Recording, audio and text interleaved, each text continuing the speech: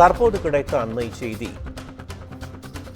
புரட்டாசி மாத பௌர்ணமியையொட்டி பக்தர்கள் மலையேறி சுவாமி தரிசனம் செய்தனர். சுந்தர மகாலிங்கத்தை காண பக்தர்கள் அனைவரும் அதிகமாக மலையேறுகின்றனர். வணக்கம் செந்தில். சதுரகிரியில மக்கள் கூட்டம் எப்படி இருக்கு, பௌர்ணமிக்கான முன்னேற்பாடுகள் எப்படி இருக்குன்றதை பத்தி விளக்கமா சொல்லுங்க.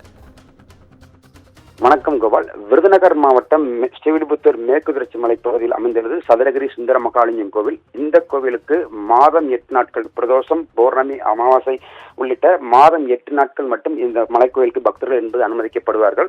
கடல் மட்டத்திலிருந்து 4500 அடி உயரம் கொண்ட இந்த மலைக்கோயில் மாநிலம் முழுவதும் ஆயிரக்கணக்கான பக்தர்கள் வருகை புரிந்து வருகின்றனர். இந்த நிலையில் இந்த மாத பௌர்ணமி தினத்திற்காக 4 நாட்கள் அனுமதி என்பது வழங்கப்பட்டிருந்தது. இந்த நிலையில் விடுமுறை நாளான இன்று பல்வேறு மாநிலத்தின் பல்வேறு பகுதிகளிலிருந்து தானிப்பாறை அடிவார பகுதியிலிருந்து சதுரகிரி மலைக்கோவிலுக்கு பக்தர்கள் வருகின்ற வண்ணம் உள்ளனர்.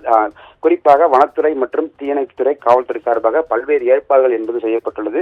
மலையேறும் பக்தர்களுக்கு ஆங்காங்கே குடிநீர் ஏற்பாடு செய்யப்பட்டுள்ளதாகவும், மலைப்பகுதிகளில் யாரும் தங்கக்கூடாது, நீரோடையில் குளிக்கக்கூடாது உள்ளிட்ட பல்வேறு கட்டுப்பாடுகள் என்பது விதிக்கப்பட்டுள்ளது.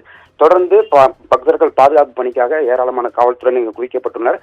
பல்வேறு பகுதிகளிலிருந்து போக்குவரத்து சேவை என்பதும் செய்யப்பட்டுள்ளது கோபால்.